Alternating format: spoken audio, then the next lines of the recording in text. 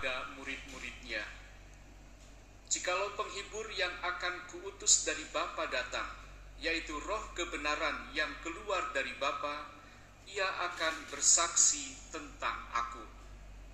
Tetapi kamu juga harus bersaksi, karena kamu dari semula bersama-sama dengan aku.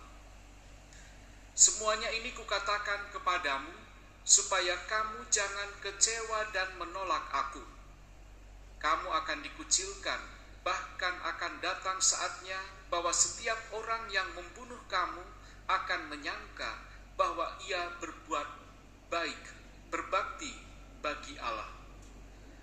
Mereka akan berbuat demikian karena mereka tidak mengenal baik Bapa maupun aku.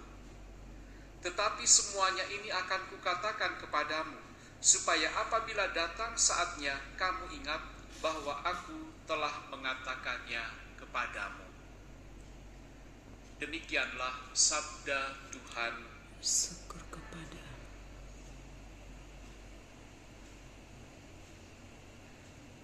Saudari-saudaraku yang terkasih, sebagaimana Roh Kudus, Roh kebenaran yang dijanjikan Yesus memberikan kesaksian tentang Yesus, maka para murid dan kita semua juga diajak untuk memberikan kesaksian tentang pengalaman hidup kita bersama dengan Yesus.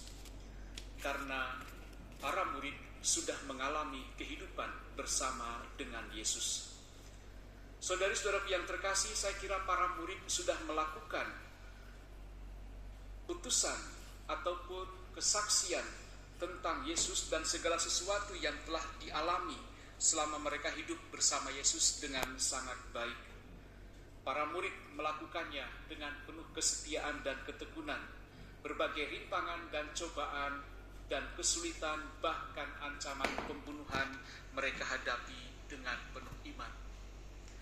Kesaksian mereka telah membawa kita juga untuk berjumpa dan berkenalan dengan Yesus saat ini. Perjumpaan dengan Yesus ini juga mengarahkan kita untuk berani bersaksi tentang Yesus atas kehidupan yang kita alami bersamanya. Lalu pertanyaannya, kesaksian macam apakah yang akan kita hadirkan dalam kehidupan kita masing-masing? Tentu saja kesaksian yang dapat kita berikan adalah menjalani kehidupan yang baik, yang kudus, dengan setia kepada Kristus, baik dalam pikiran, dalam perkataan, juga dalam tindakan dan perbuatan kita masing-masing. Yesus meminta kita untuk tetap setia dalam berbagai macam tantangan dan kesulitan, bahkan ancaman yang kita hadapi.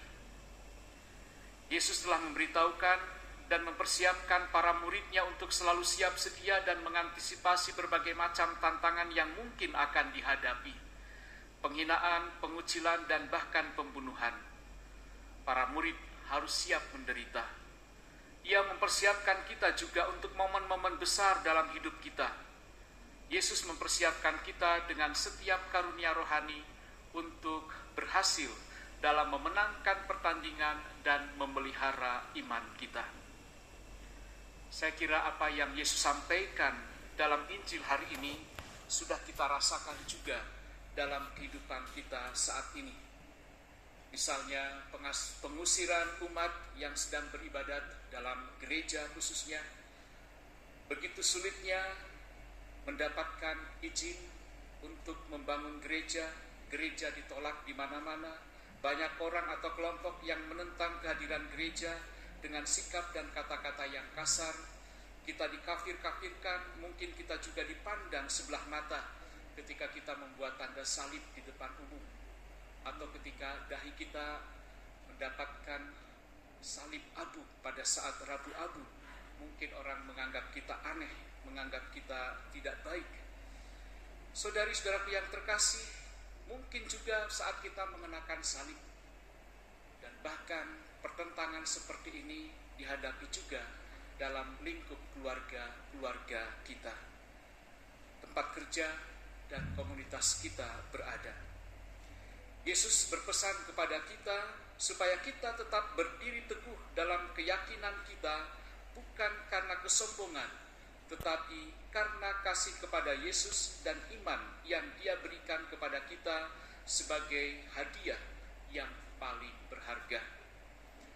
Mari saudari-saudaraku yang terkasih, kita hadirkan hidup kita sebagai tanda kesaksian kita bagi sesama kita, untuk menjadikan kita sebagai berkat bagi sesama.